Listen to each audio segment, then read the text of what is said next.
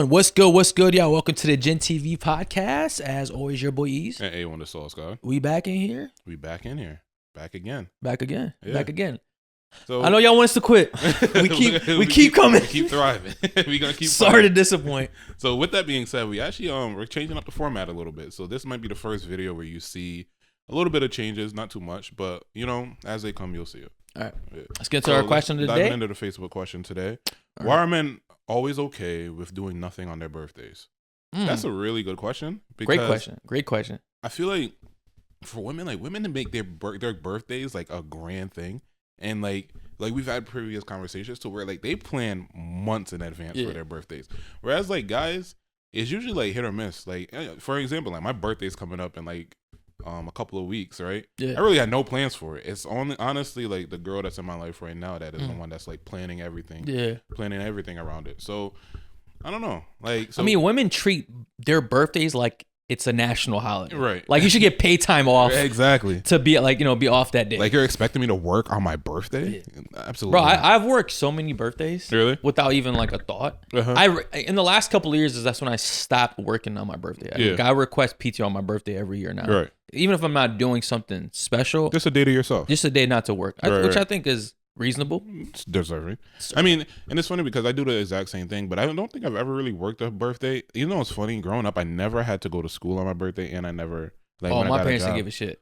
No, like my birthday is an actual national holiday. Oh, really? Yeah, it's Abraham Lincoln's birthday.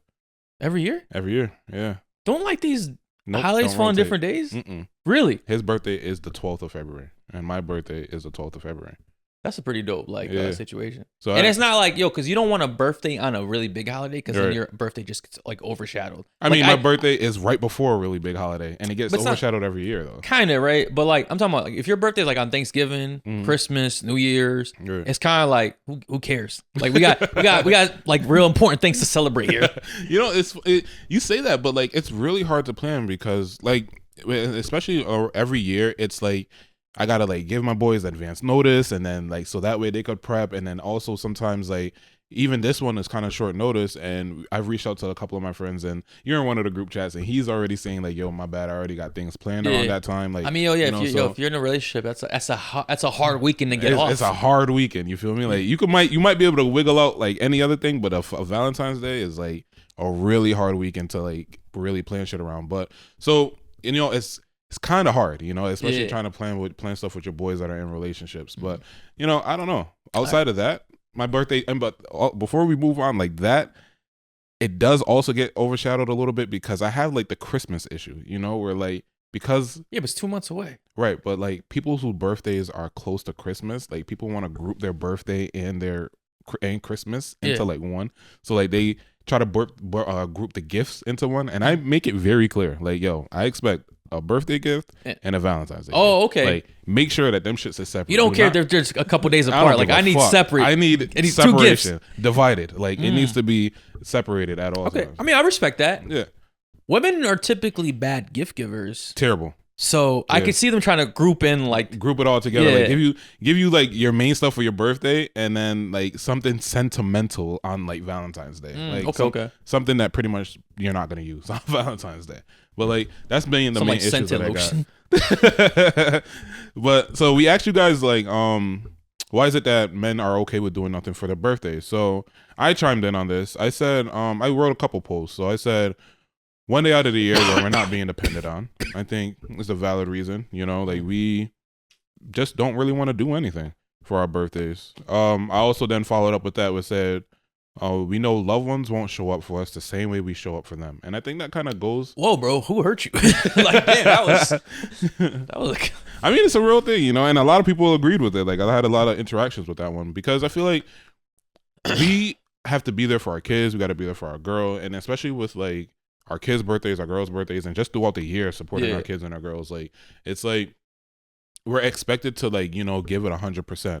But then, like you said, like women are terrible gift givers. When it's our turn in return to get like something, or for it's like our day, we don't really get the same energy back. So it's kind of like I also do think it's kind of our fault in a sense because sometimes we expect people to make our birthdays a big deal. Yeah. And we don't want to put in the effort ourselves like women do. Because women go out of their way to make their birthday be known, right? Yeah. Men are just kind of like, I think we kind of secretly want people to do something, but we don't want to seem like we want it to happen. You get what I'm saying? Yeah. It's like, oh yeah, I mean, I guess it's my birthday. Like, I guess if you want to do something for me, right? Yeah, I mean, I won't fight it. And I think that's a real statement because I believe that, like, you know, we do, personally for me, like, I didn't have any plans for my birthday, but I was hoping my niggas would have like been like, yo, like, let's go out here or something, like, yeah, at least grab a drink or some shit, you know? But like, I do agree with that. I think, like, you know, we just don't want to, I guess we don't want to be let down. And I guess that ties me into the last point that I made, which is low expectation equals low disappointment. So it's like, if you go into the situation, are you going to your birthday realizing that, you know, ain't really much gonna happen, and you don't really get much, then you're just okay with whatever the outcome is. That's true. You know? I mean, that's like a very pessimistic way to look at anything in life. But yeah, sure. Well, some other people said, so let's read some other people's posts. Andre said, because you do so much every day, you deserve a day without expectation. Just one day a year where you can just do jack shit, nothing. Another person said, Elise said sad. Kamar said it is sad. It is sad. Craner said, because we're used to our birthdays, same as Father's Day, not mattering much. So we'd rather just stay home, relax, and get ready for work the next day. I mean, he's kind of tying in what you said, like low expectation. Mm-hmm. And then let's do Wisdom. Wisdom Gully, a previous guest, said, definitely happy to see another year. I could celebrate a month after or a month before. It doesn't matter. I'm just grateful. I don't really agree with that. I feel like, you got to celebrate your birthday within the week. A month after, a month before, I don't think that counts. That's just a vacation. That's just you going out. Right. Like, it's like you gotta do it on like the day. Right. The day or like the week of. It's gotta be, you gotta do something on the actual day because that's your day. Yeah. You know what I mean? Like, and you're not gonna get another one. For another year. Don't push it to like a week, 2 weeks later, 3 weeks later, whatever. Or like, you could you know what? You could prematurely celebrate a birthday if you're still gonna celebrate on your day. On your day. I agree with. Specific day. Yeah, a pre-warm up birthday party. That is pretty nice. Like especially if it's like the weekend falls before your birthday, and then you actually have like your day. That's like the perfect setup. I like that. So then last one is Stephanie Sanchez says she would really like to know, men are just like, it's another day, but like, bro, you made it another year when so many didn't. It's a blessing to see another year, and you deserve to celebrate because your life matters. Oh, that's sweet. Oh, but are you making the men in your life matter? That's the thing, you know. Like, are we catching? No, strays. It's not strays. It's an actual thing. I feel like a stray. I feel like women say this, right? Like, why is it that men don't care about it? But then, not Stephanie, and just in general, I feel like they don't put in the effort, and they're also the reasons why men feel like, you know, their so you birthdays think they just aren't talking a big game online, but in reality, they're not executing any of this. You're pretty much saying like we should make our birthday special, but like, what are you doing to make our birthday special? Like, are you doing the same things that we're doing to you? You gotta look at it from a women's point of view, right? Right. Women do make their birthdays special themselves. Okay. But they're like, when it comes to birthday, women's are like 5-star generals. Like, they're delegating tasks. Right. They're like, all right, this is the date. This is what you need to do. Yeah. This is what you need to do. Right. You have to bring this. Cut the shit now. You know what I mean? It's like, they're delegating shit. Men are just kind of like, we're just like running around with our like chickens with our heads cut off. Like, okay, I hope something happens. Bro, they be having like, I feel like women, they make their birthday so extravagant. Like, they having photo shoots and they going out of country trips and all types of things. I'm like, hold on, like, park the brakes. Like, you need to. This is just your birthday. You feel me? Like, I understand like celebrating your birthday, but damn, like, going that far, going that above and beyond. And then the thing that sucks is that they plan these out of country trips, and if one of their friends don't attend, the whole friends group falls apart. Bro, it'd be so funny because like, women will go like go so out of the way, like, they'll be like, all right, this is the hairdo I want every girl to have on my birthday. Imagine the dude saying that shit, like, I want everybody in waves by March 16. I need everybody in waves. If you got locks, fro, cut it. I need it. I need it. Even if you don't have waves, don't show up to my birthday. Don't show up. And this is the outfit as well. Like I'm coordinating your ensemble as well because your outfit cannot outshine mine. What are your thoughts? Like, what if you got invited to a birthday party by one of your boys and they're like, all right, this is what I need you to wear. Like, if they told you a specific color. It's so left field for us that I would be like, all right. Lame ass. Nah, honestly, I would comply because I'm like, there must be like significance to this. Okay. Now, like, if we get there and like there's no rhyme or reason to it, just other than like he doesn't want our outfits to shit on him, you're getting flamed. Like, okay. You're getting cooked. There's no way that like I'm gonna stifle myself or I'm gonna be like, all right, I'm going out of my way to now purchase this, purchase that. So that way you don't feel like my outfit is better than yours. Like, but if it's like you're trying to coordinate things and everybody there is wearing like certain colors or there's like a specific theme, then all right, cool, whatever. I get that. Yeah. Yo, have you ever gotten depressed on your birthday before? No, but I have gotten depressed coming on to my birthday. So like, what do you think caused that? I think just like a lack of like accomplishments. Like I guess like you feeling like.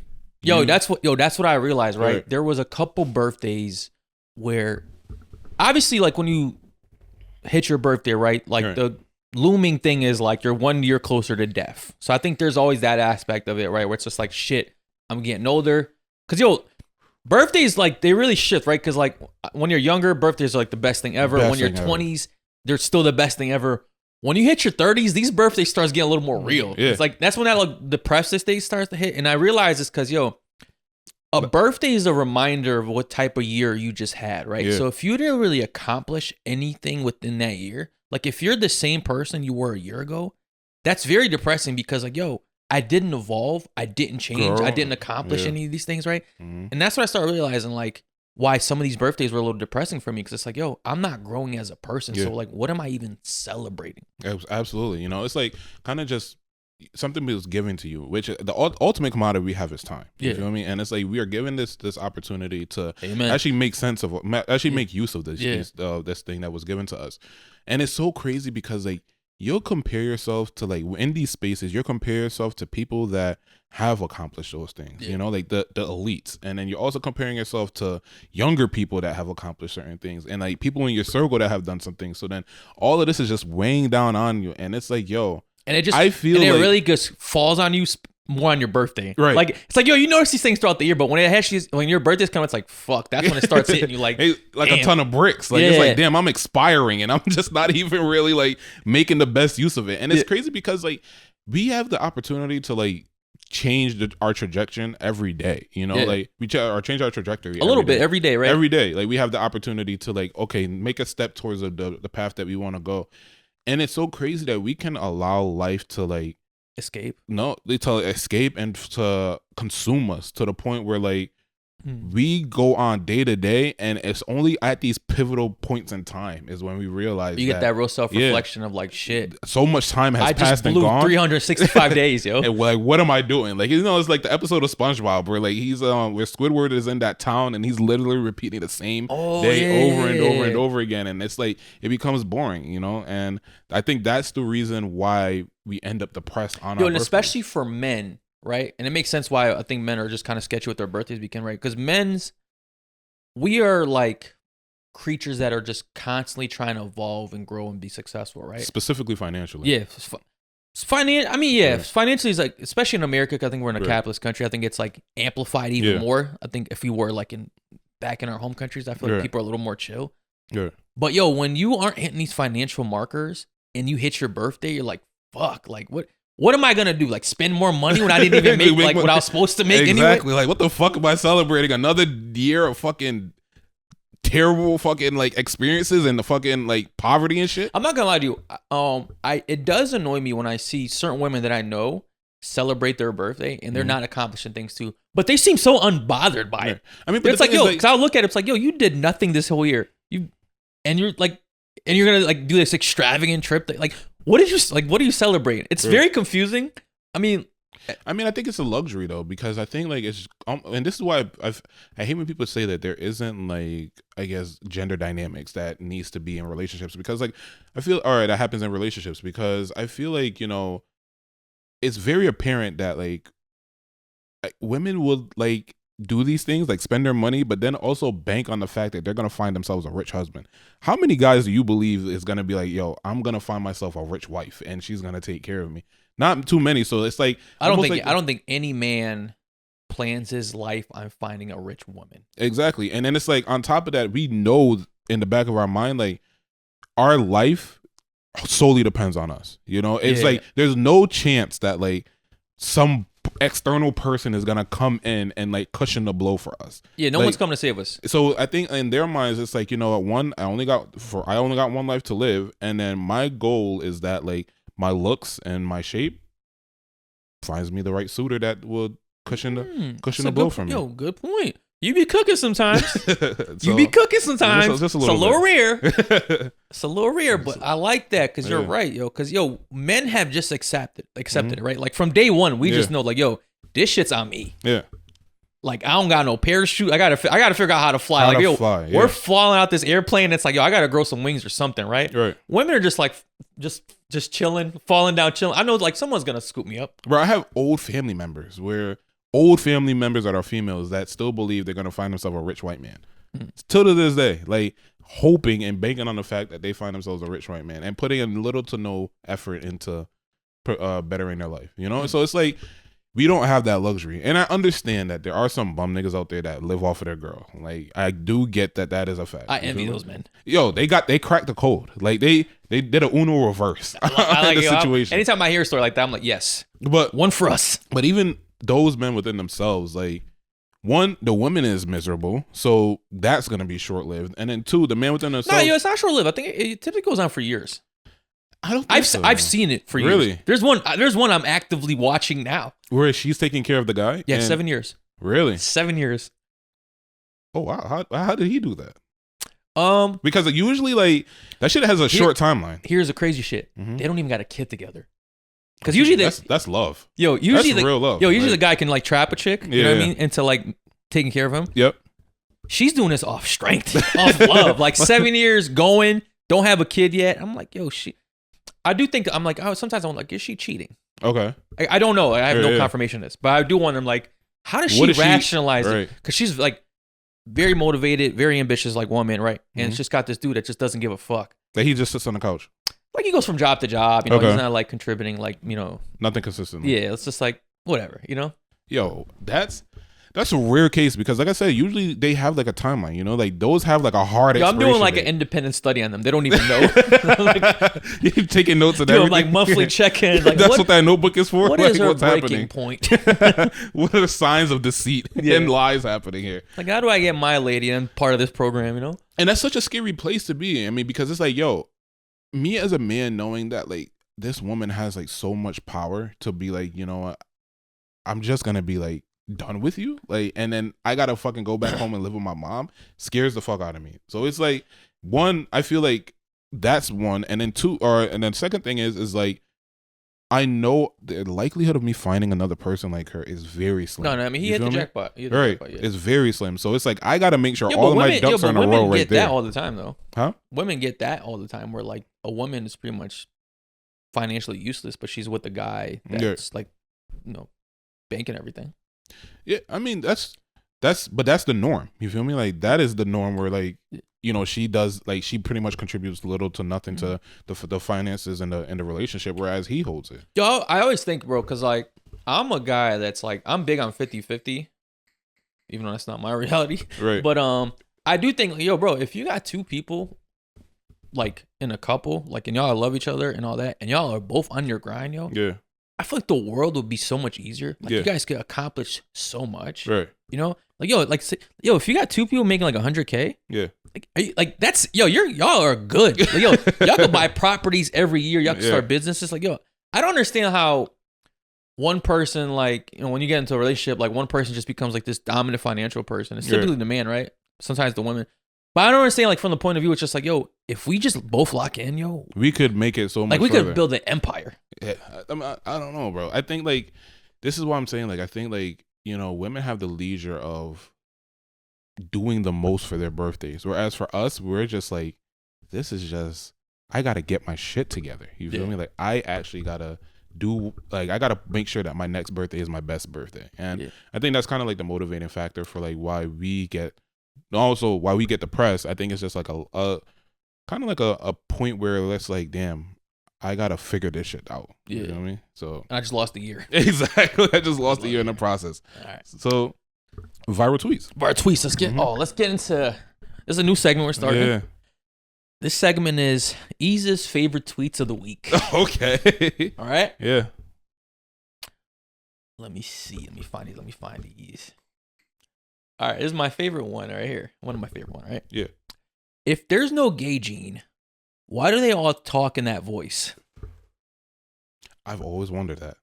Bro. I've always wondered. I don't even know how to respectfully ask this, but it's just like, is it like something y'all just like unconsciously agree to? You know, like how do they do? I think so. I think it's kind of like. Yo, is it like a lack of? Is it? Yo, you think it's like a lack of hormones or what? No, what's the thing? What's the thing we have? Not estrogen. Testosterone. Do you think it's like a lack of testosterone? Nah, I think it's like kind of like the way how we view slang. You know, people that are in an urban environment, they tend to talk a specific way. Yeah. You could kind of gauge it without even like viewing the person. You know, like you could just hear a voice, hear the way that their cadence is and the things that they're saying, and be like, okay, this person's a nigga. Okay. I think it's the same thing with like them, where it's like just their environment, like everyone is talking around it like that. Because here's a moment of truth, right? All right. If I start hanging around a girl too long, I'd be like saying like the little bullshit. Oh, you start picking up her terms? I'd be start saying like the little bullshit, but then on vice versa, she'd be start picking up my terms too. So like she'll start saying certain things too, and like, but it's kind of like, I think it's, you know, who you surround yourself around. It's like, all right, like I'm gonna start picking up their dialect. They're gonna start picking my dialect. So if they're hanging around a bunch of gay people, but who was like I always wonder who's the first gay dude to start that. Like there had to be a gay pioneer, right? That was like, all right, this is how we're all gonna speak moving forward.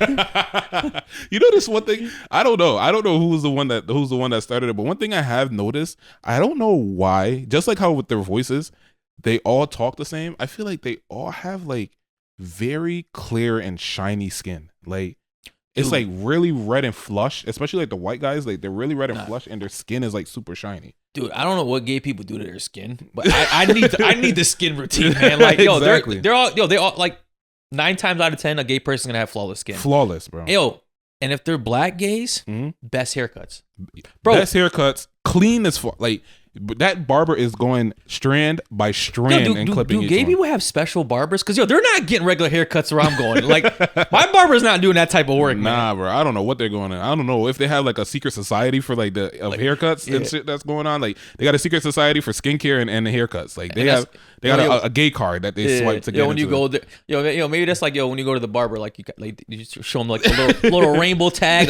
Like, you're valid. Give me the crispy one. You come through. But I think like, bro, they do have flawless skin. They have the crispiest haircuts, and for some reason, they be so fucking fresh. Like, yeah, gay people are fresh. They dress from the fucking head to the toe, like perfect ensembles. It's almost like when a nigga is dressed too perfectly, it's like you might be a little sweet without him saying a word or anything. Or Dominican. Because Dominican dudes are fresh. Dominican dudes are fresh, but they're not gay fresh. Like gay niggas would be like, regular gay niggas would be like dressed completely down. Yeah, they're always clean, yo. They're always clean. Yeah, they always have like some crazy ass designer. Yeah, that was interesting. Well, I like that one. All right, my next favorite tweet is, y'all dudes booking Valentine's Day rooms for bitches who eat dick in a car. Which wicked, yo, wicked. I fell out when I read that shit. Yo, can you ever? I have seen that shit, bro. I've been part of that. Yo, I've been a sucker, yo. I've gone out like beyond for a girl that really I could have just got some head in the car. Right. But I'm like, yo, let me take her to a nice spot. You know what I'm saying? Let me give her a nice gift. And it's like, when you find out the reality of like what you could have done, like it hurts. It hurts, bro.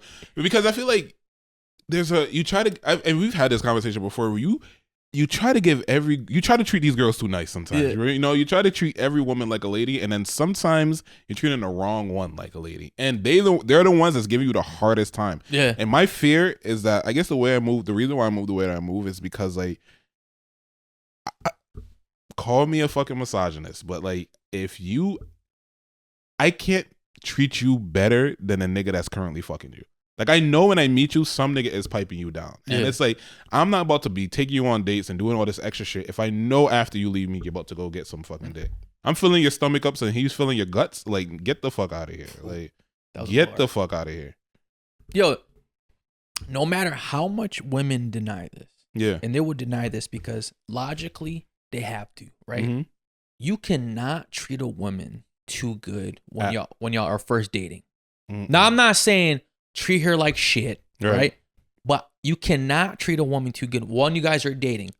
When you guys are official and she likes you, when you know when you could tell, right? When, you know when that little switch goes when a girl starts like liking you and really like, oh, okay, like I got her. The pressure starts being applied in the opposite direction. Yeah. Yo, all of a sudden her schedule's free. Like now she doesn't work she doesn't work 25 hours a day, right? You know when you first meet a girl, it's like, damn, she is the busiest lady. Yeah, you can't fucking get in contact with this lady. Yeah, like, you got to send a fucking business email and she's gonna respond back to you in 3 to 4 business. Like my secretary's got to contact your secretary and then we'll meet for 5 minutes. God forbid you want a link. Yeah. God forbid. Like you want to meet up with her, it's a problem. Like you cannot, you have to like go through. You only have a set amount of time. Like you get like a 3-hour window maximum. Yeah, but then the moment I know some guy's gonna watch this shit and be like, no, that's just for y'all. Like, like y'all are losers. My bad, players. my bad. Some niggas got the juices. Yeah, I ain't got it. But like honestly, it's crazy because like when a girl start rocking with you, like she starts texting you back faster. Yeah. She realizing that like. You're communicating all throughout the day. She starts getting upset when like she don't talk to you, or she gets upset when you're not planning stuff with her. And it's like, I got you a little bit. Like I find like you've been sucked in now, and now you're fucking with me like more than maybe even more than I'm fucking with you. But I do think that like you cannot, bro.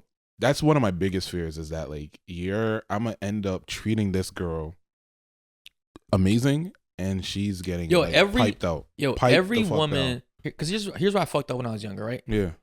Whenever I'd get like a baddie, I'm talking about a real nice one, right? I would act different. Right. I'd be a lot nicer. A lot more. I tamed the sarcasm down, the jokes down, all this other shit, right? It would never work out for me. Yo, and then when I finally peeped, I'm like, yo, you got to treat the 10s just like how you treat the 2s. Right. Like it sounds crazy. I know it sounds crazy, right? But I'm not saying like treat them like shit, but I'm saying like don't get a 10 and act like she's a 10. Yeah. Right? And I'm not saying like this like to humble her, but like continue to be yourself no matter who you're with until she likes you. When she likes you, I think that's when you kind of start kicking it up a notch. You could be a little nicer. Not even then, because I feel like even throughout the relationship. It's worked out for me. I'll say that. It's worked out for me. Because even for me, like even throughout the relationship, there were times where like I've been in like very long-term committed relationships, and I realized that like when I started treating my girl too good, like we would argue about the dumbest things. You feel me? And like I would almost feel like a sense of her like pulling away. Like when I'm super affectionate or when like I'm too nice to her, like I feel like she would just like, it'll almost repel her a bit. And in a moment where niceness is like the repellent, right? Little spray, like right. Little bug spray. They say they want this Prince to shine in armor, but they get them and then it's like. Yo, the crazy thing is, I know when they see this, they're going to disagree. And y'all have to disagree. Right. Y'all have, because if y'all admitted to what you guys are actually like, you guys would like know how insane it is. You know what I'm going to say? You know what they're going to say? Well, I don't know what type of women you guys are dating. Not me. Not me, though. Not me. You know what's funny? You're dating these girls. I bet I could find like 5 guys that you did it to. Exactly my point. But then like on the flip side, it's like that same girl, right? The same exact one. I'll start pulling away. Like I'm like, damn, like she moving kind of weird and like, you know, the energy isn't right now. So I'm pulling back.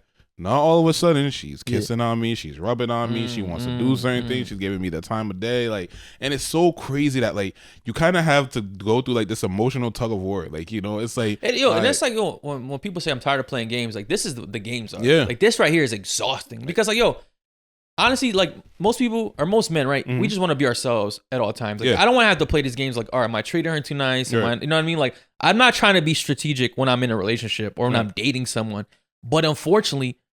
I'm not in a relationship most of the times from my experience, but when you're dating, you have to be strategic. Like you got to play all these games. You can't be too on her. You got to play it chill. You got to keep it player. And it's just like, bro, I just want to see you. Exactly. It's like I just want to be around you. Like I want you here. Like I'm not trying to do all this shit. Like let me love you. Like please just let me love you. I'm trying to do my best to be. Like I'm not trying to be cold-hearted. Right. You're making me do this to you. Like and I don't want to. But I 100% agree. Like Bro, it's wild. You know what's even sicker is when like you're watching from like the outside in this situation, right? Yeah. You're watching a guy treat a girl that's too good, yo, where you know for a fact I've seen that so many times. Where you know for a fact that she is a skeezer. Like, yo, it's hard to watch. Yo. Yeah, it's hard to watch. I almost feel like a sense of responsibility on my part, where it's like, damn. But you know, if you tell him like he's not gonna believe in it, right. He's not a hater. Hey, yo, because I just, did you hit it? I'm like, no, I ain't hit it. I know. Seen a good amount it did. Exactly. Like, I know what the time is. You feel me? And it's like, it's even wickeder when like you know for a fact that like she's cheating on this nigga. Like she's moving a different type of way where she don't deserve this shit.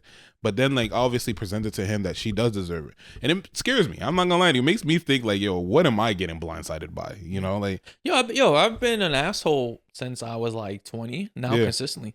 I've done amazing. Right. Yo, don't listen. Women love assholes. They love them, bro. They love them. They don't want a nice guy. I know they're gonna deny it, but they do, yo. Yeah. Deep down inside, I don't know if it must be a primal thing. Right. Because logically, it doesn't make sense. Like, why would I want to date someone that's an asshole? Like, I don't want a guy that's an asshole. But you do. Right. Like, yo, the best position that a guy could be in is like where the woman feels like she has to like earn your love, essentially. You know? Like, it's like, and once again, women aren't gonna agree with this, but it's like when you're in a position where like you're showering a girl with too much love, and like like I said before, it repels her. I mean, there's so many situations and stories where I'll say this, right? Not when you guys are in like true love.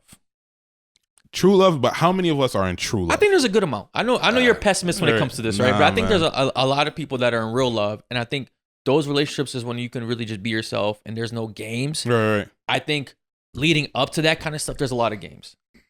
Especially when you're younger. Yeah, I think that like, I think and like even as the older you get, like there's a lot of times where, not even a lot of times, there's a lot of stories that I've heard a girl, like me and a girl are having a conversation and we're talking about like the guys that she's been with previously.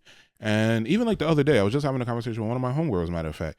And she was like, you know, she met this older guy that was treating her really well, and nigga wanted to like, you know, do the most for her, was hitting her up all the time, pressing her, and wanted to take her on trips, and was like, yo, like I'm older and I'm dating with intention. And it pushed her away. Like she ran away. Like she was like, literally. Yeah, she was like, yo, like it's too much for me. Like he was going too hard. But then on the flip side, you have the girls where like they're in the situations to where like they're getting cheated on, their niggas ain't really doing shit for them, and it's like they're investing their time and their energy into that. And I feel like there's a happy medium in between that. You feel me? Like you have to make your girl still want you. Like you kind of like have to give her enough to where like, you know, she's satisfied and she's content in the relationship, but then also like withdraw enough to where she still yearns for you. You feel me? Like it's like, it's because like any good thing, like you could have your favorite food, but if I bombard you with it every day, you like could overdose on it. Exactly. Like you're gonna be repelled from it, and you're gonna take a step back. Like, can you overdose on love? Absolutely, you can. Like 1,000%, you could overdose on it. Like especially because what happens is you become used to it and it becomes your norm. You feel me? So then like you stop appreciating it as much. Yeah, true. So then whenever you get used to something, it kind of just it loses its like its value, you know. So it's like the moment that this is its base. Like if you're operating at here, if I'm used to here and you bring me up here and I'm operating up here, right? This is my new norm now. So now I value it less. No more am I like, damn, this person really treats me really well. Nah, this is just how this person treats me. And the moment you do something, you could knock me down a little bit, I'm going to be like, the world is fucking over and you don't treat me as well. Mind you, I was down here before. I was down here. Yeah. Like I was getting fucking ran through by niggas. I was getting cheated on. I was getting drugged through the dirt. My ex-boyfriend wasn't treating me right. Like whatever, he was beating on me. You could be doing none of those things, but because you've been operating up here coasting, you set a new standard. You set a new high that you can that you can keep. But the thing is, realistically, we're humans, you know, like, and we're gonna dip down. I'm sick of that excuse. We're humans, all right, whatever, man. All right, my last favorite tweet of the week is: imagine if black men had to wear white men hair to feel handsome. That was really targeted. It was targeted, but that was really like. What are your thoughts? Why are you going so hard? Like, bro, take it easy. Like my guy's anti-weave, anti-wig, yo. Like, bro, like just take it easy, my guy. Like, you don't have to go that hard. That's a heavy one, and they don't want to hear it, bro. Yo, what are your thoughts on weave and wigs, yo? I don't like them. To be honest, you don't like them. No, I don't like. Okay. All right, so with a little asterisk next to it, I don't like them.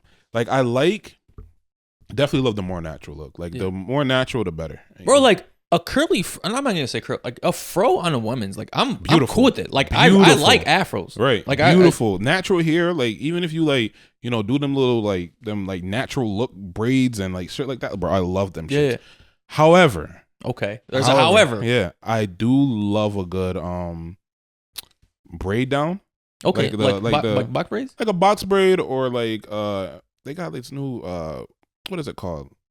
Like Empress twists or some shit like that. Is it the braids that are like they're a little curly though? They got the curls in between. You know what it is? Yes, it's the braids that every girl wears on vacation. Those vacation, I like. Those are nice. I do love them. Those are nice. I love them. So like that. Those ideally like that's where. See, but I don't count. I know you typically get weave when you have braids. Yeah. I don't count that. I'm talking about it is. It is, right? It is. I get that. But I don't count it. I'm talking about like straight up like we're not seeing your actual hair at all. I'm talking about like, just a lot more weave than actual hair. All right, so like they use 45-inch bust downs. Nah, I hate these fucking wigs. I hate the lace fronts. I hate wigs, period. Like I just don't personally, they're just not for me, Like I feel like if you were like the more natural you are to me, I dated a girl where I was allergic to her wig and we didn't know. Really? Yeah. How did that work out? So we're dating and spending the night, we're chilling and stuff like that. And I'm like, and I don't have allergies. Or at that point, I didn't have allergies, right?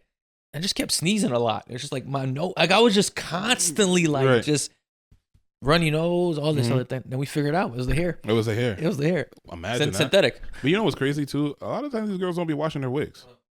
All right, man. So your boy Donnie back in office and he's wilding first day. DT is in position right now. He's in the building. He's in the building. And first day, he went on a rampage. Yo, you know what's crazy? My guy let out 1,500 criminals first day in office. First day, free criminals, fresh out, bro. Fresh out. You know what it is? It's like he's a criminal, so like he's like, you know what? I can't let my boys rot in jail. This is gang like activity. Exactly. You feel me? I gotta let my niggas out. I ain't think about it like that. Yeah, he's like, because this is like some real loyalty shit. Because it's like, I know y'all broke the law, made America look terrible. Yeah, but y'all right now for me. Exactly. Y'all did it for me. Like I can't let my niggas do like. Because he said, these people love their country. Right. People that love their country don't typically go and hurt the people that work at the capital of the country. break things in. They're the ops though. You feel me? Like they're the ops. Like it's like you get booked for some shit, you get bagged for some shit, and you get an opportunity to let your niggas out that pretty much took the L for you. Of course you're gonna. I would hope you're gonna let your niggas out. You feel me? It's like some real Blueprint Street shit. Like it's some real hood shit, yo. Like Trump on that hood shit, bro. They multiple baby moms. He got a convicted felon. My boy Trump is in the trenches. He pardoned his fellow gang members. Exactly. The Oath Keepers, the Proud Boys. Yeah, you feel me? Like he riding out. He locked in. That's loyalty. I don't want to smoke with y'all. Yo, it's funny. Yo, I keep seeing things about these pardons, right? Online, and everybody's like, well, Biden pardoned people, Obama pardoned people. Okay, that don't mean they was right too. Like, because y'all can't even rationalize what Trump did. Y'all just got to bring up other shit, other shit that people have done. All right, if Biden and Obama pardoned people they shouldn't have pardoned, that's still wrong. Yeah.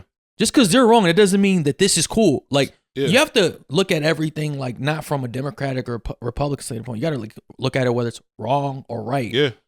Pardoning people that just hurt the police, hurt all these state workers and stuff like that is wrong. Which is ironic because a lot of these people are a back the blue, type of people, right? Where they like ride out for the police officers. So now it's like you're contradicting yourself, right? It's like, do you guys support the police? Oh, you do, but you're also supporting the people that hurt the police. That hurt the police, right? Only when they're white, though. Yeah, only when they're white. Because when black people get into the police issues, right? Now it's they're gangsters. Back to blue only. Right. And we can't pardon them. Yeah, Blue Lives Matter, I don't know. It's a sticky situation, but bro, one of the people, bro, was literally sentenced to 18 years in prison. Really? Yeah. Oh wow. My guy walking. He outside. Trump said, they've done more than enough time. They're in these prisons in horrible conditions. Like, well, yeah, what do you like? Prisons aren't supposed to be sweet.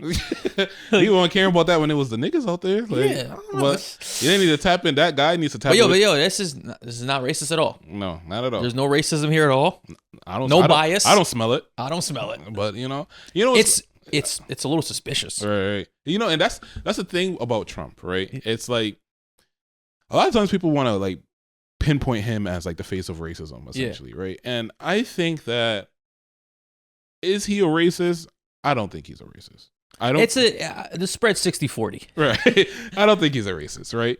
But I do think that he does a lot of privileged things that like gets emulated as like he's being a racist. Like, you know, I think he's just so wrapped up into his life, into like his experiences, that he doesn't realize like you're doing this based off of like the fact that you're capable of doing this, for one, and you're also not looking at the image it's presenting to the rest of the world. Like, you're just pretty much just like, all right, fuck it. This is what I want to do. This is what I want to say. This is what I want to believe.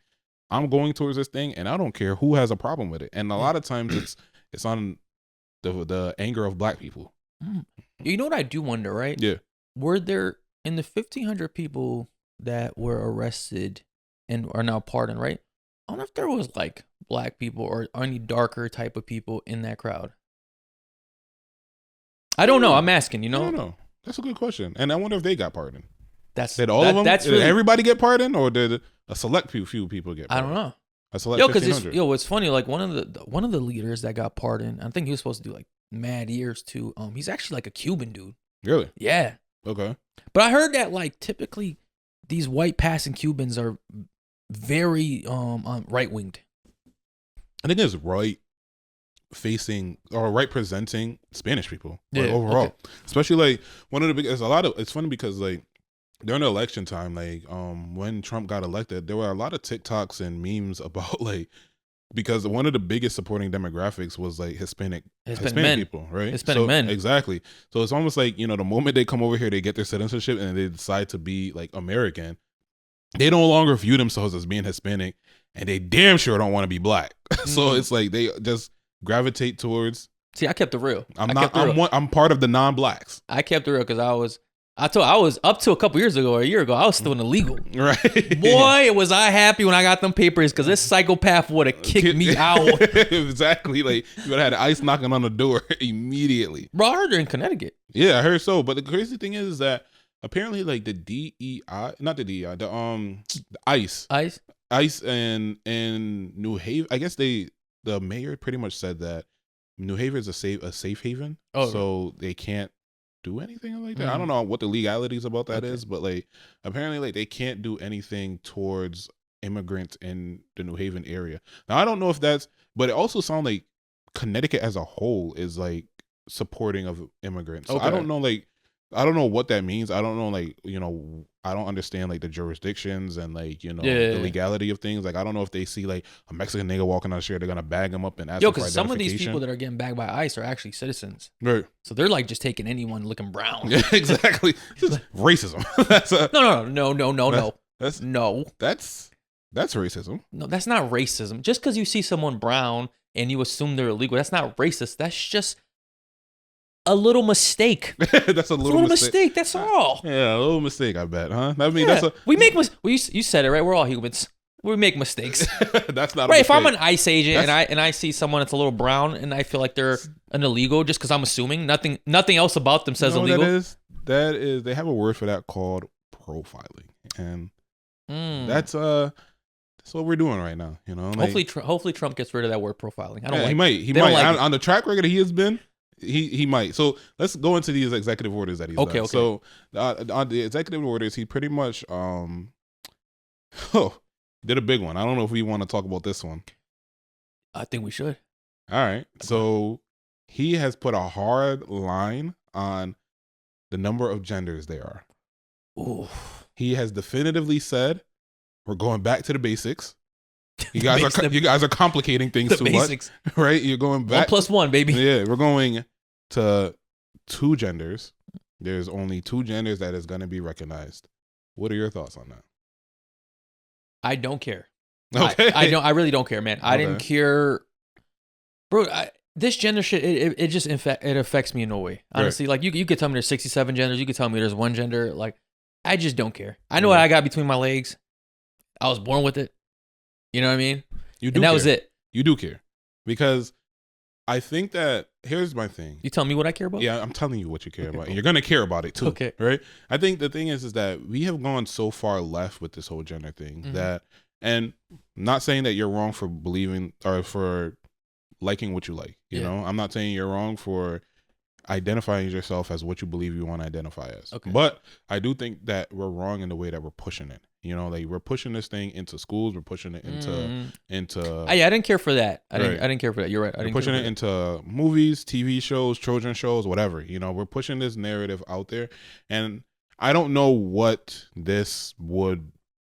Like what this is going to look like on the other side of things, you know, like is it just going to be on applications? You only have the 2 options available to you. Yo, honestly, that's probably what it is. Is it just going to be that and just 2 bathrooms allowed? Like, are people no longer going to be like sued for not, you know, being gender inclusive? Like, what's going to happen? Yeah, I think this is one of those things where it's like it seems big now, but I think the reality of it, like most people don't give a shit. Like most people are not affected by this. I think this community is probably a very small percentage of like the citizens in America, and it's like, but they are the loudest. Yeah. Like they do make a lot of noise, especially on social media. But I don't think, like, bro, most people don't care. Like I said, I don't like that this shit's pushed on TV and all this other stuff. But I just try to find things that like I can keep my kids away from, so they're not confused. Right. Like, but the unfortunate thing is that we live in a day and age where like information is is on a rampant, you know, and like we aren't there with our kids 100% of the day. We have our lives to live. We have to work, and we also want our own time as well. So then that means that your kids are also building, like, I guess, an identity on social media and on the internet. But it always comes down to active parenting. Right. Obviously, you can't be there 24/7 for your kids, but it has to be active parenting. But like, that means that's active parenting. It only works like as a collective, because it's like, even when your kids go to school, there's information that I've gotten from school friends that my mother wasn't talking about. Like, I grew up in a very strict household, which is kind of why like I rebelled a lot. But like a lot of the information that I've gotten, even down to like pornography, like I was found out through school friends and like people discussing it at school. So it's like my mother did the best that she could to kind of shelter me from a lot of information and like misinformation. However, like, you turned out all right. But then you're a guy. But then I got friends right in school that parents weren't doing that, and they were feeding me obviously the maximum information a 10-year-old could get. You feel me? And it's like, obviously, like I said, it's not perfect. Like you're some things are always gonna slip through the crack. But I think you still, just as a parent, you have to do check-ins. You have to like monitor what they're watching, what they're doing, what they're talking about. And I think if you have a good relationship with your kids, they're gonna come up and ask you like, "Hey, am I a boy? Am I a girl?" Yeah. And I think that's when parenting comes in. Okay. Like, you just don't leave it, to the iPad or the teachers. Right. I think the best is like, my hope is for this is that it does kind of clean things up a bit. Yeah. That's my hope. You know, I hope that like clean up what? Like, what do you want it to clean up? I think we went a little bit rampant for a while. You know. I hope that like, you know, with the information that's being put out and like the way that it's being pushed to the kids and stuff like that, I hope that like, you know, we could kind of taper it down a bit. Obviously, we can't tie up every loose end, but I'm hoping that it's just like we allow kids to make the decisions that they want to make organically, rather than them feeling like this is like kind of like the norm, and this is also like a path I have to follow, because a lot of times like some kids, I mean, bro, my kids, right? We've been at the park and we've seen kids dressed as animals, but not like in a funny costume way. There's a term for it, right? Furries. Mm-hmm. And I remember my son asked me about it, and I told him, I mean, a lot of these kids are coming from, you know, parents that are not mentally right. I think if you let your kid identify as a furry, you're not. That's bad parenting, right? And you're setting your kid up for years of like therapy. I think parents like this need to be spaded. Spaded is crazy. They need to be like sterilized. But yeah, I remember like my son came up to me, but like that was active parenting, right? Like I could have tried to been woke or given like the, you know, appropriate answer or something like that. But no, they're bugging. Like I just told they're like, there's something's wrong with these parents, right? And they're passing it down to their kids. Yeah. And I'm like, you're not gonna identify as a fucking rabbit. Like, now, not to be racist here, but like what identity was these kids? You know damn well. I mean, just damn well. Put it out. Come on, just say it. I have no idea. Like, you know damn well what race they were. You know damn well. I don't know. You know, I don't know. But on to the next part is that on to the next part, the most important part. Yeah. And I've been thinking about this one for years. Mm-hmm.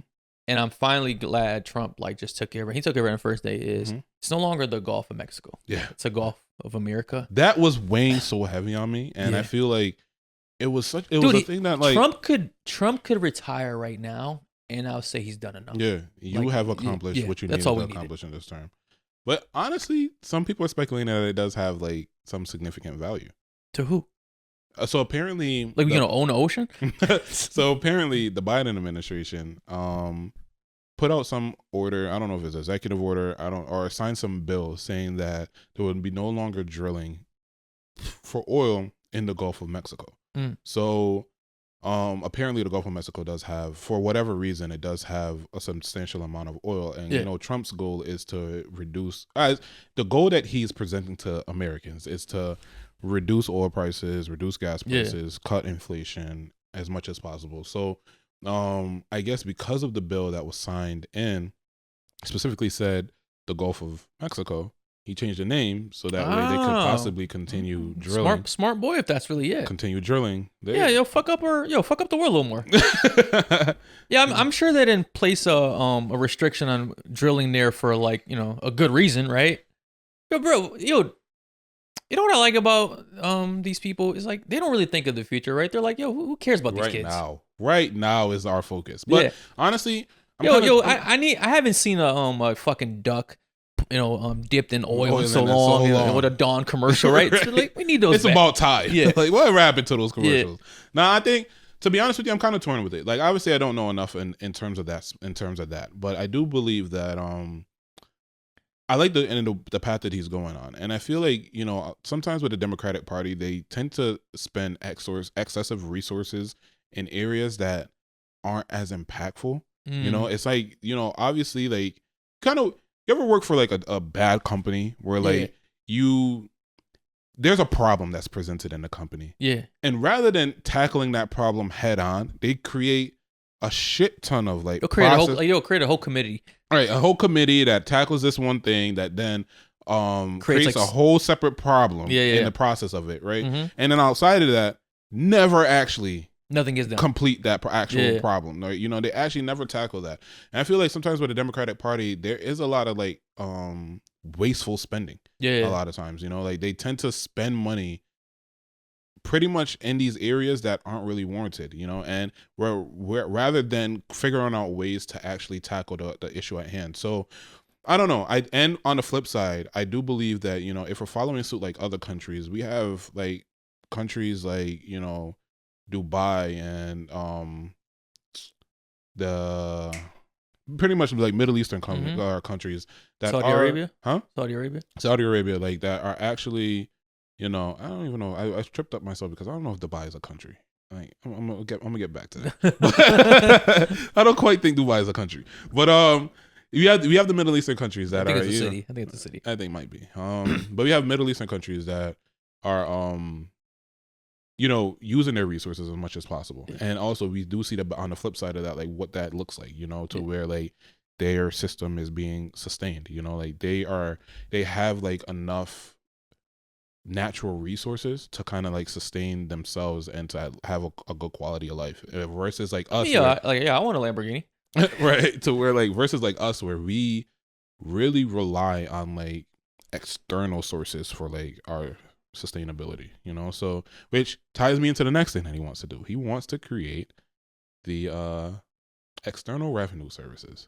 So I don't know if he actually effectively started that. So this would be not the IRS. Not the IRS, but the ERS. The ERS. Yeah. So pretty much in Trump's words specifically is that he wants America has been riding off the back of Americans for too long. Preach. Okay. Got my attention. Okay. Taxes are high. We are getting taxed with income tax. We're getting taxed with sales tax. We're getting taxed with property tax. We're getting taxed with motor vehicle tax. We're getting taxed with.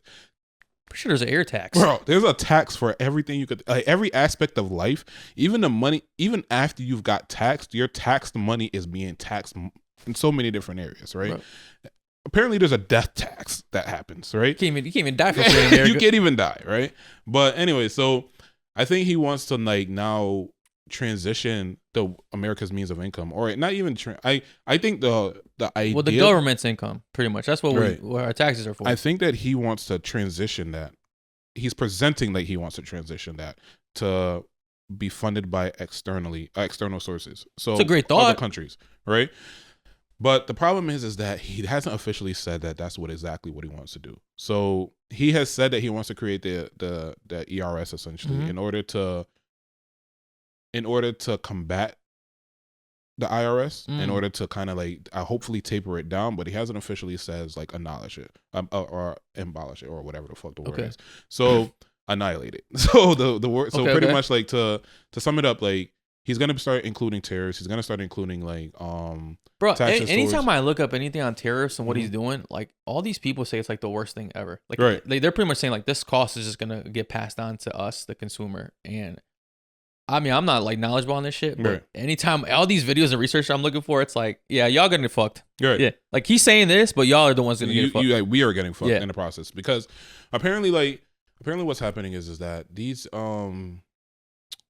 essentially what I guess the overall goal that a lot of people are hoping for is that he ends up having like a flat tax. So it's going to be like a consumer tax. So pretty much removing income tax, and then there's going to be a 50% consumer tax on everything. That's a lot, man, right? But then there's no income tax. So bro, I feel like that'd be worse. However, right, the problem is that I guess you gotta start stealing. Apparently, from my understanding, that America is so built on consumerism, and it will hopefully deter people from spending as much money because rather than purchasing, you already have one TV in a house. Rather than purchasing 3 TVs, you might be like, all right, like we could just do with 2, you know, or we could be able to just do with 1. Okay. So it might incentivize saving a little bit more, which it's ironic that the government wants us to be better financially, you know, and it's like, I don't believe that would be the government's main purpose. Like, I don't think that Trump is like, okay, you know what Americans need to do? They need to save. And ideally, how we're going to get them to save is by taxing them on spending. I don't know. A businessman who makes majority of his money on people spending money on him or for him, wanting you to save is kind of contradictory of itself. Yeah, but this is what the streets are saying, right? I mean, the streets are reliable. This is what the streets are saying. But on the flip side, it's like, you know, which tied me into the other point. He does want to take away income tax. He wants to, income tax on overtime specifically. Boy, if he get rid of income tax on overtime, niggas, I will live at work. The amount of crab legs, the amount of fucking crab legs, Dior sneakers, bust down chains, the bro, it's gonna fuck us up as a black. Yo, there's no way. There's no way they want you to save money. They're gonna take away bro, you wouldn't tax even on overtime. You know, this would be that's. All right, full transparency, I'm not a Trump fan at all, right? Right. I tell you right now, this man gets rid of tax on overtime. Right. You got me, buddy. But that's what I said. I said, you know, he'll go down as the greatest president ever. I'm a hard middle liner, right? I don't care for the Democrats. I don't care for Trump. Yeah. All right, for the Republicans. I'm like, I ride that middle line. Yeah. However, if this is what I'm talking about, where I don't care because it doesn't ever affect me. Yeah, this would affect me. You feel me? And especially on like this path that I'm going right now, if he was to take away income tax on overtime, tax that little base salary. Yeah, you feel me? That little bullshit. Let me run it up. Yeah, let me run it up on this. Let me touch 41 plus hours. Like, bro, I would live there, bro. Like, you would have to put a cot in that building for me because I'm gonna eat, and I'm gonna eat heavy, like, while I'm at work, bro. Yo, because it's nothing worse, when you pick up mad overtime and you see the taxes they take on this shit, yo, bro, that should be so discouraging. It's so discouraging, bro. It's almost like you're almost getting like 50%. Like, specifically for me, like, especially with like the field that I'm in and like the benefits that I have, like, it's like 50% of my income is gone. Clipped. You don't even see it. Yeah, it's just completely clipped, which kind of brings me back to the original point where people are saying that, you know, the ERS is supposed to be supported by the ERS essentially. Okay. You know, and in terms of tariffs, and like you said, his goal is to pretty much tax imports. And on the flip side, there has been talks that this is only going to negatively affect us because that means that the products we buy is going to be more expensive.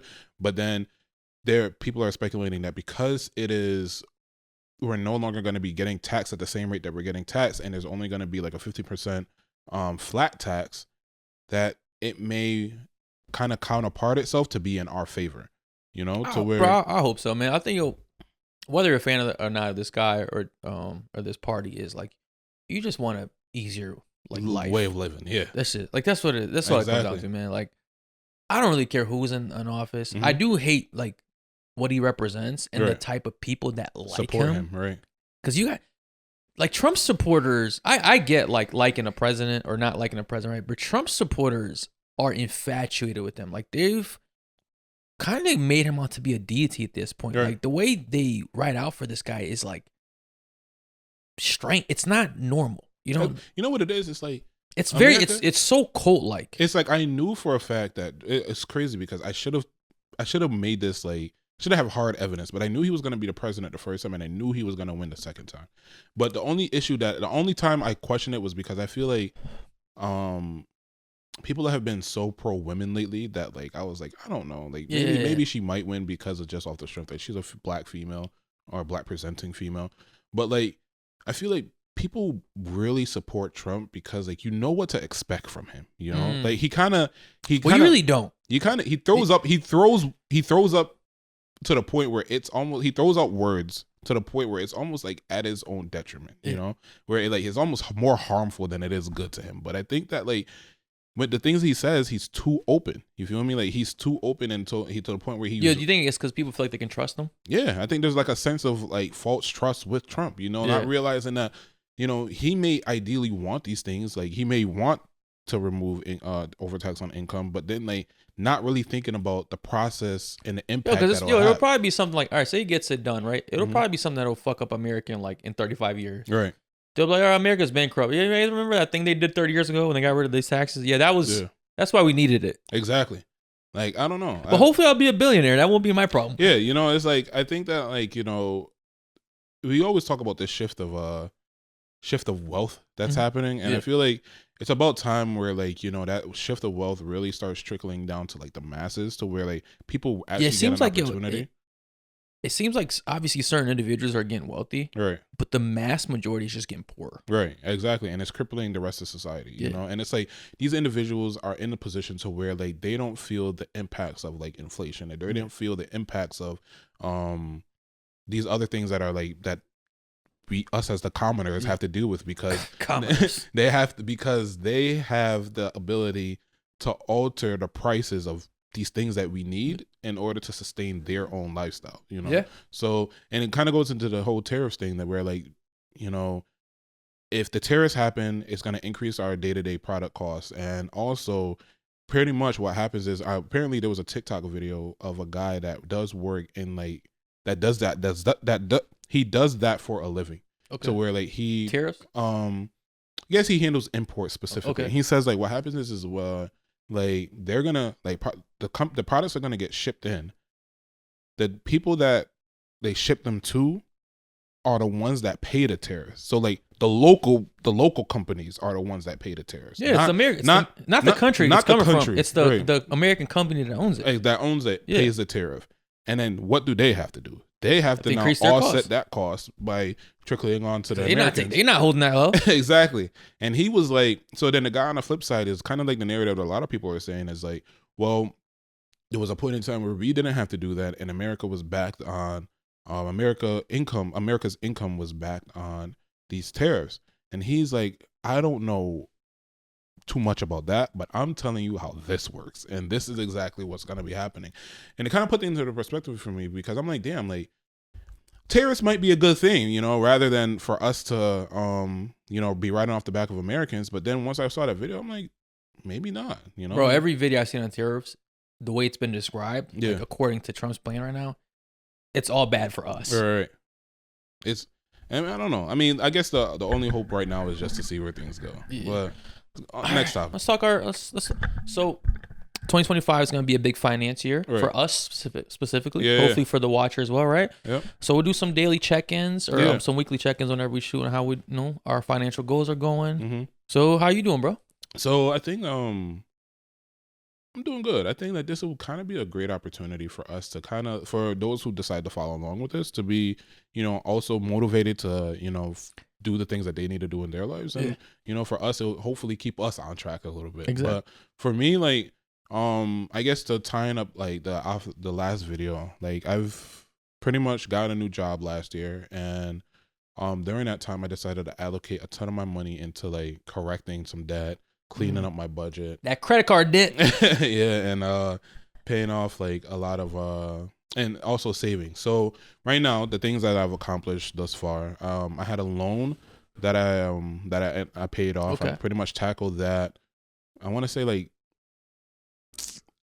early December or mid December. Okay. I cleared off that loan. Saves me about $100 a month. Okay. I paid off my car last pay period. Yeah, paid off my car last pay period. Not having a car payment, man, one of the biggest flexes you could have. Yeah, don't get me wrong, I ain't driving no Lamborghini and paid off the Lamborghini, but no matter what it is, as long as the car run.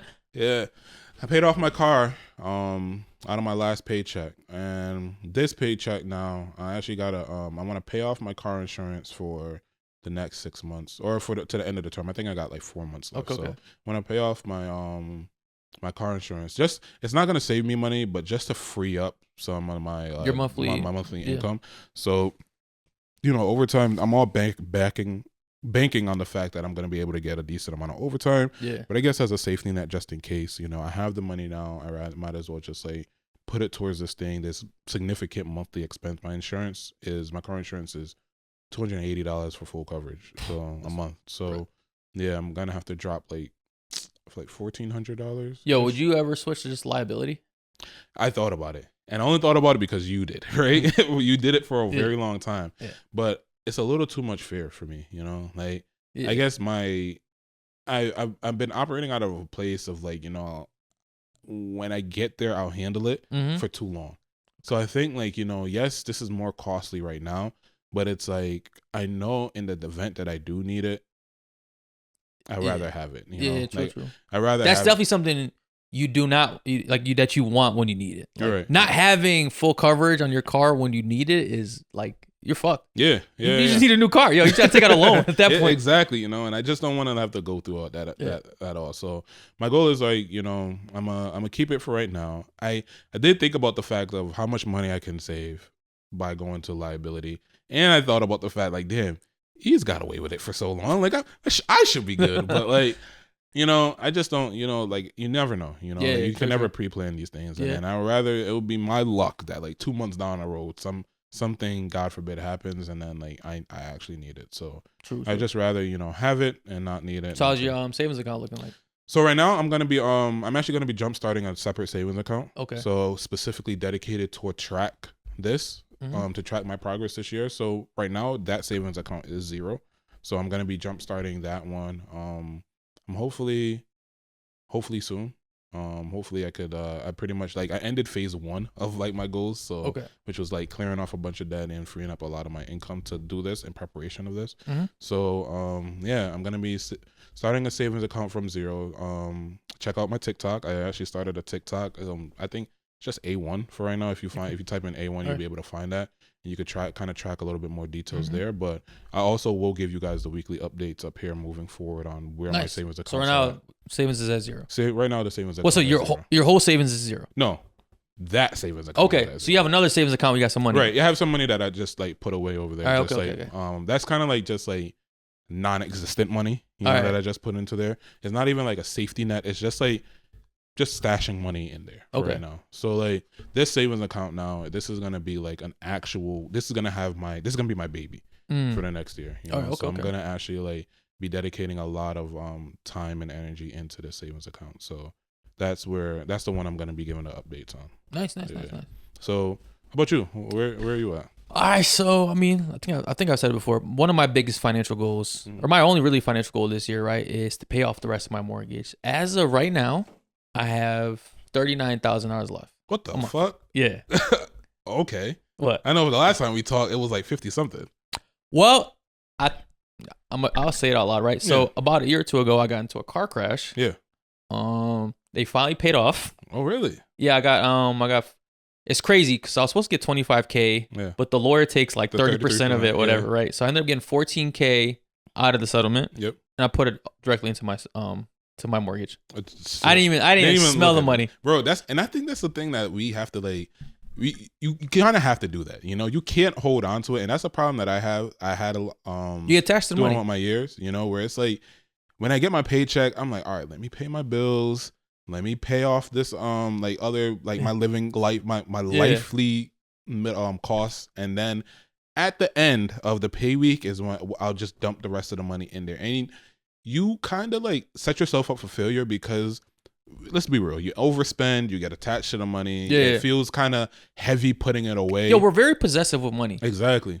You know, we kind of feel it's like putting that much money away at the end of a week or two. It's like, damn, like, do I really want to let this go? And then like you kind of like trip over yourself, you know. But if you pretty much tuck it away first, and that's why they say pay yourself first, you know. That way.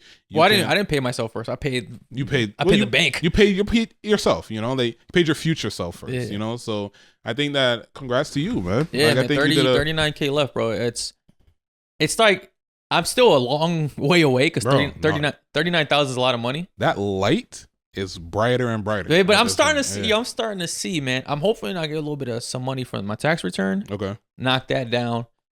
And then one of the toughest decisions, financial ones, I'll be making is I'm thinking about using my emergency fund. Okay. To pay off the rest once it hits a certain amount. Now, do you want to disclose how much is in your emergency fund, or do you want to try? When it's time, I'll disclose it. Okay. So now, with this emergency fund, I guess for the people that doesn't save or that's starting a savings account, why did you pick this dollar amount specifically? What? Like the dollar amount that you're at? That's in my emergency fund? I didn't really pick one. I just been like, I just keep throwing money in there, Okay, like that's my primary, that's my primary savings account and my emergency fund at the same time. Okay. I don't have like two separate savings accounts. Okay. You know what I'm saying? Like I don't have like a savings account and then my emergency fund account. It's all the same account to me. Okay. So if I spend, this is like the fear of it, right? So if I spend the money that's in there, I'll pretty much have like zero savings. Yeah, you'll be a broke boy. I will be a broke boy. You'll be a broke boy. But I don't think I want to be a broke boy. But I think that this is good. You know, I think that this is Yo, what are your thoughts? You think this is a good move? I think so. I think it's like you're kind of I made a post last night, right? Where your rewards are only going to be as big as the risk you take. And I think that is like especially in your position, like you're in a place right now where a lot of people don't accomplish that at our age at all, and a lot of people don't accomplish that in their lifetime overall. So for like you to just make a decision to where like you're gonna pay this off, it just it frees up so much money, to where you can. Because I already don't have a car payment, so if I don't have a mortgage, that'll be crazy. And the only thing is this is the first property I've ever bought, and so my first property is a condo, right? So with a condo comes an HOA fee. Okay. So no matter what, right? Even if you have no mortgage, you'll always have your taxes and your HOA fee. So this was like a lesson learned for me because I'm like, damn, I'll still have to pay up like a good amount of money a month. Obviously not as much as a mortgage, but it kind of gave me a perspective. It's just like, yo, I think for you new home buyers out there, be mindful. Obviously, a condo is a lot cheaper than a house, but them HOA fees, man, are no joke, bro. And I know you were sick recently. Yo, because my HOA fees just went from $155 or $160 to $400. Wow, that's a mess. When you said 80%, I didn't think it was that significant of a bro. It's 140% increase. 140%. They originally said 40%. Yeah. So right now, like every one of my condo associations, like trying to fight this because everyone's pissed. But why is? Bro, no, they don't know. Like they're telling us all this bullshit stuff, right? But then it just makes me think like, yo, if I had just had a house, like I wouldn't have to deal with this bullshit. But that's like, what, $4,800 a year? You said 400? No, it's not $4,800 a year. $4,800 a year. You're pretty much more than that. HOA fees? You're paying $400 a month. More. Yeah, so it's 12 months. It's a 4,000. Oh, okay, yeah. So then plus the property taxes. Right. So yeah, it's like, bro, it's like you can't win, yo. That's what I felt like. It's like, yo, you literally like, yo, like I'm about to accomplish this thing hopefully this year, or I know this year, And then as soon as I'm like getting close to that shit, they like drop some bullshit like that, and it's just like, yo, like you just can't win in America sometimes. That's what it feels like, yo. Yeah, it's like I don't know. I don't own no property yet, and it's like I kind of feel like I missed the deadline for that, you know. Mm. But watching you and watching Manny purchase a property, I kind of wish I had gotten in around that time. But then on the flip side, like the condo part of it, I've also shied away from. Like I think it's a good investment opportunity for like when you decide to move into like your forever home. Mm-hmm. Like I think it's a good opportunity to rent something out like this because this is more rentable than like an actual house. Like I don't think too many people are gonna want to rent a house itself. Yeah. But like in terms of like living there, like that maybe like with the HOA fees and all of that stuff, it's like I don't know, you know, like it definitely deters me a little bit. I mean, I don't regret it because I think I'm still in a really good position. A really good position, yeah. It definitely is like a little stinker, you know. Right. It's like damn. Yeah, it kind of like rains on your parade a bit. But I think that for right now, like I said, we're gonna keep doing these weekly check-ins. You know, we're gonna keep you guys. Yeah, I'm hoping. I can't wait till we shoot the episode where I tell you it's $0. Where my mortgage is $0. Yeah. That's gonna be. Yeah. Yo, might pop a little champagne that day. Yo, we might have to get another bottle of Casa Azul. You know, we haven't gotten one in a while. But yeah, I think that I'm actually looking forward to this specific segment of ours because we're gonna. Yo, what's your target savings this year? Like, how much do you want in that savings account? I'm going balls to the wall, to be honest with you. Like, I don't have a target. No, pick a target. I'm not gonna have a target. I'm gonna tell you why. Why? Right? Because I don't want my focus to be on that target. You know, I want my. So you don't want to say like 5K? No. All right, we'll leave that up to discussion. Okay. Right? But I don't want to have my focus on a target. I want to kind of put my like whatever I can, I want to put towards it. All right. You know, so 5K. All right. Do you think 5K is a good amount to have saved up? No. I think it's better than most because I think it puts you into, I think they say 10% of Americans or 90% of Americans don't have 10K or 20% or something like that don't have 5K saved up. Mm-hmm. But I think it does put you above a lot of people, but which doesn't really mean nothing because just because people are doing worse than you doesn't mean you're doing good. Exactly. Because you're better than them. But 5K, like, you're right. They say at least 3 to 6 months. Of your Well, with today's expenses. Like monthly expenses, 5K is not 3 to 6 months anymore. Exactly. It's probably 2 months. Exactly. Maybe if that. Right. Yeah. So I think 3 to 6K. 3 to 6 months of full transparency. I haven't done the exact numbers, but to my previous, I was operating around like $3,000 a month. Okay. Expenses. So 3 months would be 9,000. 6 months would be 18,000. That's a lot of money. Yeah. So that's like 2% of America. Exactly. So I don't know if I'm gonna actually like hit that. I'm just gonna try to put as much as I can to see what I could actually like. I want to what it is. I don't want it to be like a gym thing to where like I say like, okay, I'm gonna lose this amount of weight by the end of the year, and then I don't hit that, and I feel discouraged. Because I get the point you're trying to make, but I feel like when you give yourself actual set goal, it's very easy to measure it because if you just make a blanketed goal, you could do like the bare minimum and say you accomplished that goal. But here's the thing, right? Tell me the thing. Most people would operate like that. All right. Whenever I've done this at a few points in my life where I haven't set a specific goal. And back to like Jim, I was vegan for a while and I wasn't focused on losing weight. I was more focused on just getting healthy. And in the process, like I lost weight.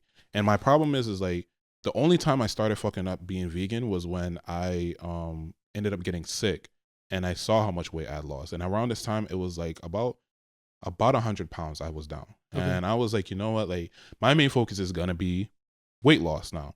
And around that time, like I started going towards weight loss. And whenever my weight would fluctuate and I would see myself like getting my clothes getting tighter or my face getting fatter, I would get discouraged. And ultimately it ended up sabotaging everything. Okay. So like for me right now, what I'm going to do, like I said, my goal is 100% every 2 weeks. So I'm going to give 100% of what I can every 2 weeks and see where that goes. You know? Right. So like 1 week it may be this, 1 week it may be that, but I'm maximizing it. I'm not giving a minimum, like I'm not gonna be like, let me save some amount to have some fun. Like you've seen how I've been living for like the past few months. So like I'm trying to just keep that energy going as much as possible. Okay. All right. So that's gonna be our weekly check-ins we're gonna do with this. I like that. We'll come back and see. All right. You want to talk music? Let's talk music. All right. So I want to do an album. We're going to do an album review, right? But before we get into that, I got a question for you. Yep. Right. So I posted this on TikTok. I got some little pushback from it, right? Yeah. You tell me if I'm bugging. Okay. Is it just me, or is Afro Beats kind of dying off? And here's why I'll say it, right? Because I feel like for the last maybe decade, right? Afro Beats was a big thing. Like anytime I went out, it was getting played. Like DeVito, Burna Boy, a lot of these people. Like I can't name all the artists, right? Like it was just like the newest music, right? It was. Right. It's good music, right? It's good music to dance to, right? But I want to say in the last like 2 years, I'm not really hearing the new Afrobeat songs. I'm not getting introduced to new artists. Here's the thing, right? It could be me, but it was getting introduced to me before I even went looking for it before, right? But like I'm not seeing it. What are your thoughts on this? So for me, I think that like I think the hype of Afrobeats, the trend of Afrobeats is dying down. Okay. So I don't think Afrobeats itself is dying down. I think this is kind of like it has worked itself to be kind of like a staple genre of music that is going to be here for some time. But I think the hype of it is kind of dwindling to where like, you know, people aren't following it as much, you know? Okay. So we're like, because I miss it. Like I love like running into like a new Afrobeat song because it's like it's good music. Yeah, I think like I do love Afrobeats, and but I think the problem with it is that like I think a lot of times we like music that is digestible, and some of these I think Afrobeats have grown to this thing to where some of the songs were more melodic, and you would listen to the melodies of the songs rather than the actual words of the songs and being able to digest it. So it's like, all right, like when we.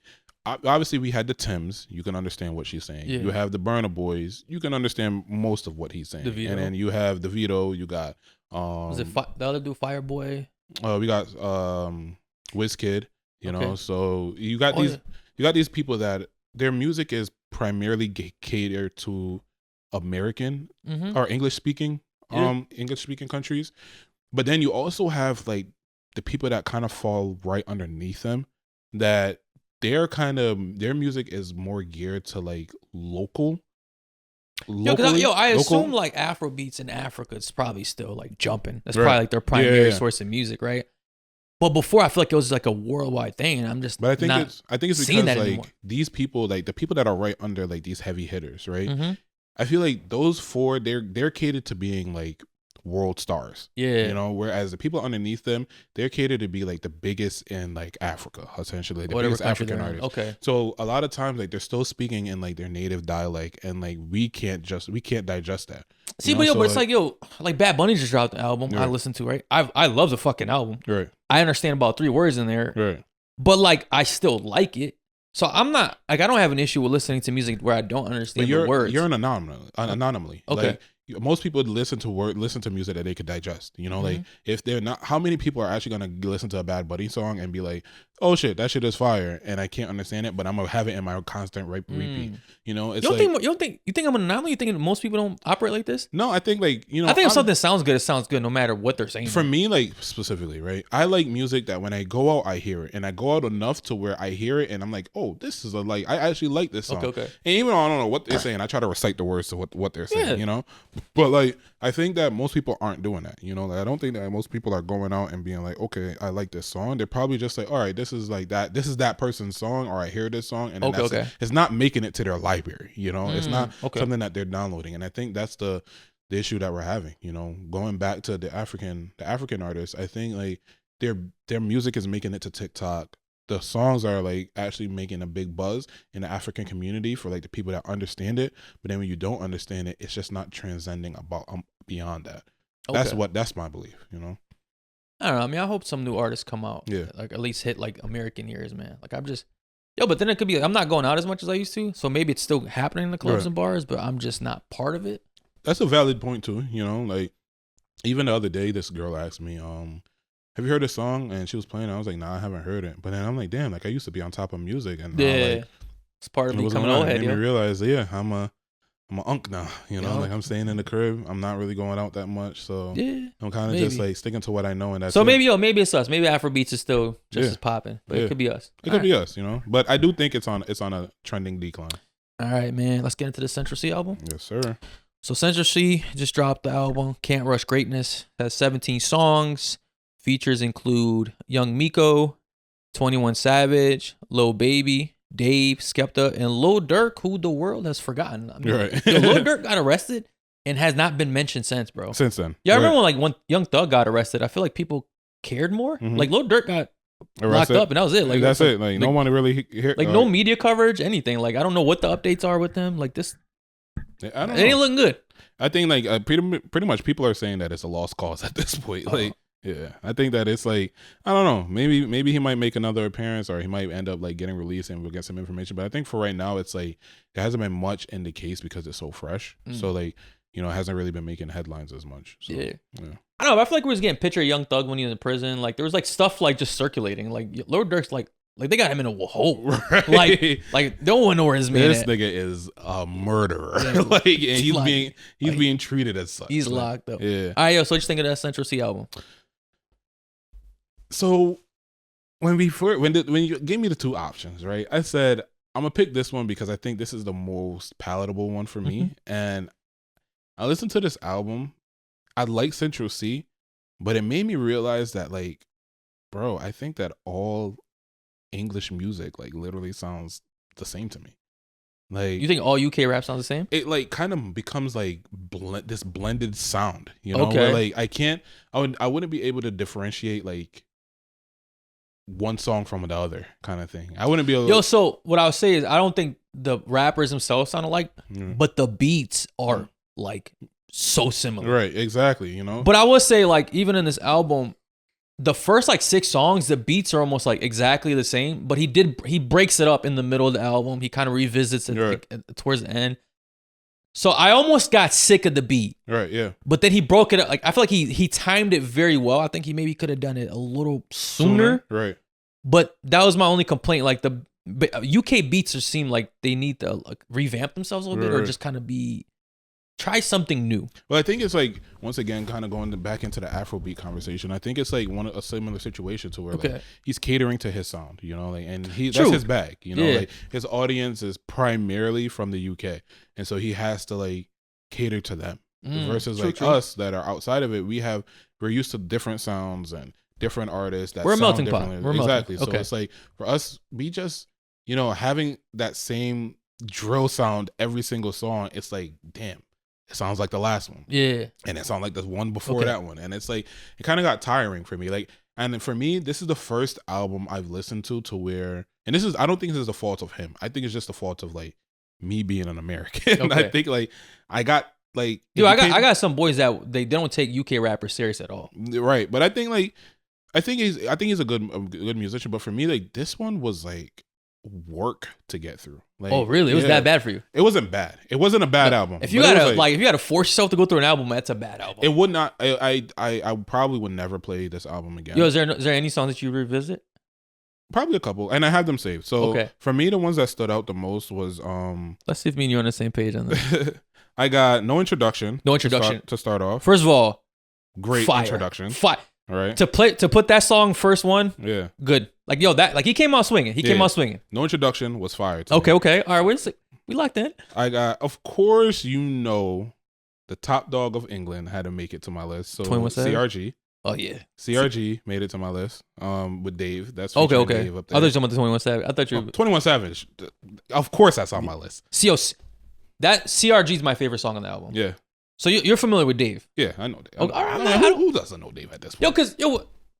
And I could be completely wrong on this because I'm not that tapped in. Like, would you say Dave's kind of like their Jay-Z?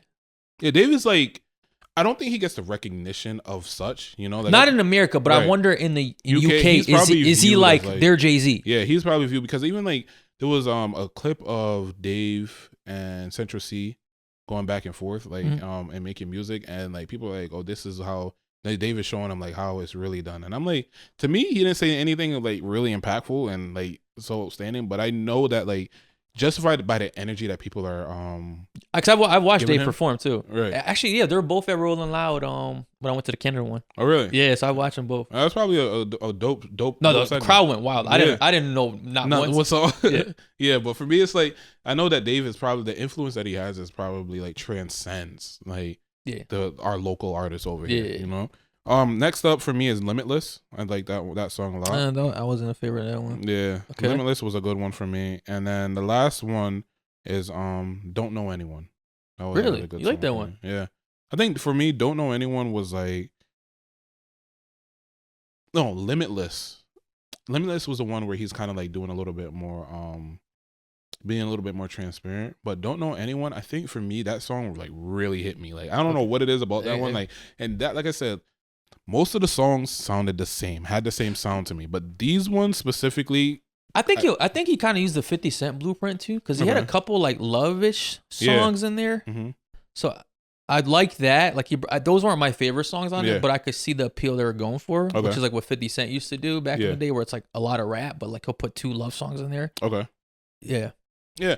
So I mean, for me, like, I don't know, if I had to give this album a rating, I would say, and obviously this is a biased rating, I would give it like a 6.5. Okay. Like, I think it's like, primarily it's like, I guess the lack of points is because I'm just not into UK sound. Okay. So, and that's not, which is fair. It's not a quality. It's not a issue of quality. It's not an issue of it's just not Central for you Cee himself, right? It's just not for me, you know. See, yo, I'm big into UK rap. Right. Like I love UK music. Right. This album, this is one of the best rap albums I've heard in a minute. Really? Bro, this is like an 8.5 to me. Really? There's so much stuff for me in this album. Yeah. Like there's so many songs I'm gonna revisit. Dave, the CRG with Dave, Top Freestyle, No Introduction, Walk-in Wardrobe. Walk-in Wardrobe is the one where like it's a split song, kind of like how Travis Scott usually does. It's like it's a half, it's like one beat and then like another beat and then that's like probably like the one song he really spazzed on to me. Really? Yeah. I think the one with Lil Baby, obviously, like that's a banger. Mm-hmm. I the one with 21 Savage, another banger. You know what it is for me? I think it's like, when I'm listening to UK rap, and it's kind of like, once again, going back to the Afro Beats thing, I have to focus too much on what they're saying that like I can't really like enjoy the song itself. What I will say, like, it's not like UK rap isn't bar heavy to me. Like, you're not catching a lot of like metaphors or punchlines like you would with like a Wayne or a Fab. It's more storytelling. You're right. So if you're looking for that in music, I think it's like really not up for you. Not only that, but even deciphering like the actual words that they're saying. I mean, the accent could be the accent could be too thick a little too thick for me. Right. But yeah, this album did it for me. Yeah. Like I was pleasantly surprised, and I'm not the biggest Central Cee fan to begin with. Like I like some of his songs, but like his catalog isn't really to me. But this album, I'm like, okay, I might be a fan of the music now. Like I don't know, and it kind of, I don't know, it made me think about like I know Central Cee doesn't back himself as being white, right? But it's like, I don't know, maybe for a second I was like, is this like another like plant opportunity for that's going on right here? I mean, like, would you consider them like, are they culture vultures? Are UK rappers culture vultures? Because if you call them the Canada rapper a culture vulture, right? Like I wouldn't call them a culture vulture because that's their sound. No, I'm saying, but they're still rapping, right? Isn't this like what they were giving Drake shit for? Not essentially, because Drake is more. UK have their own sound. Okay. Drake isn't like. There's no Canada sound. Yeah, Drake isn't. I guess there's no Canada sound, but then also Drake is tapping into other people's sounds. You know, so it's like, it's all would be the difference of like if Central Cee tried to rap like a Lil Baby or like. Actually, no, I could say Canada has a sound, which is like that rap Singlish thing, because like him and Tory Lanez do it very well. What other rappers in America were doing that prior to them?